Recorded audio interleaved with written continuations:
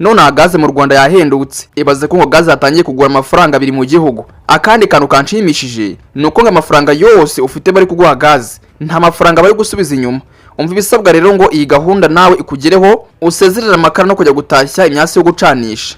Nyamara badusirimuye badi nge byandenze nibyinira kamucerenge ngo mu gihe ibiciro by'ibikomoka kuri peteroli ndetse n'ibindi bikenerwa mu buzima bwa buri munsi bikomeje kuzamuka.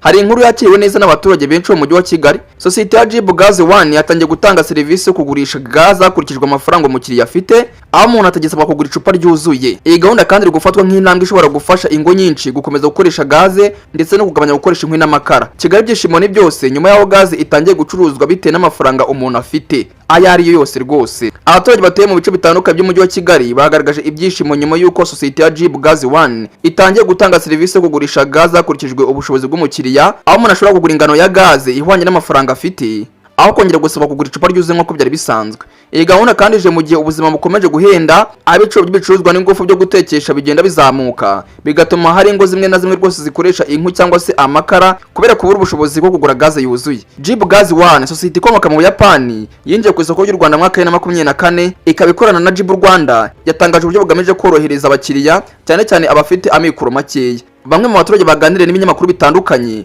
bavuze ko kino gitekerezo cyabakuye mu gihirahiro, kuko mbere wasangaga umuntu amafaranga afite adageje ngo agure icupa rya gaze ryuzuye bikamutera gusubira ku makara cyangwa se inkwi. Ngo rwose hari abantu bari bararetse gaze burundu. Nk'uwitwa Muhire Vincent yavuze ko ubuno buryo buzafasha imiryango myinshi gukomeza guteka ikoresheje gaze.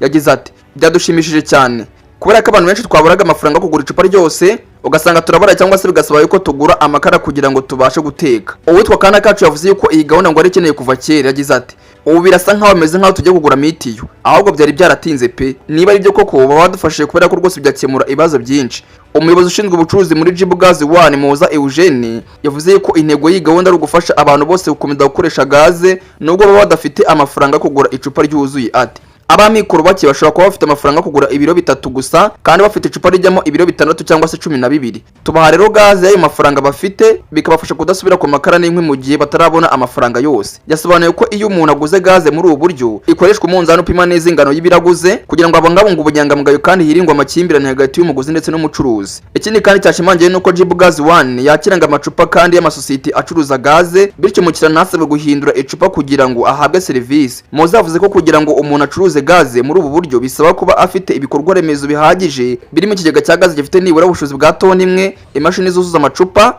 ndetse n'ikibanza gifite nibura metero kare 600. Yagaragaje kandi ko kuva muri Nzeri 2025 batangiye buno buryo bashobora kugurisha toni imwe ya gaze mu minsi 3 gusa, ibintu bigaragaza yuko byerekana yuko abaturage babyitabiriye ku rwego rushimishije. Yanasabye abandi bashoramari gushora imari muri ubu buryo bwo gucuruza gaze, avuga yuko bwongera umubare w'abakiriya kandi bukaba rwose ari ishoramari ifite ejo hazaza heza. Yanashishikarije abaturage bafite impungenge zo gukoresha gaze kubera wenda gutinya impanuka guhindura imyumvire, asobanura ko ikoreshejwe neza kandi akubarizwa amabwiriza y'umutekano nta kibazo rwose yateza. Ni mu gihe kandi imibare y'ikigo cy'igihugu kibarurisha imibare NICL ikuye mu bushakashatsi bwa 7 ku mibereho y'ingo EICV7 igaragaza yuko kugeza ubu ngubu 75% by'ingo zo mu Rwanda zikoresha inkwi mu guteka, mu gihe 18% zikoresha amakara, mu gihe 5% gusa ari iz'abakoresha gaze. Mu mujyi wa Kigali ho imibare igaragaza ko 23% by'ingo zikoresha gaze na 51% zigakoresha amakara na 17% zigatekesha inkwi, bigaragaza yuko hakiri urugendo rwo kongera umubare w'abakoresha ingufu zisukuye. Hagati aho kandi guverinoma y'u Rwanda iri hafi kurangiza ibigega bishyashya,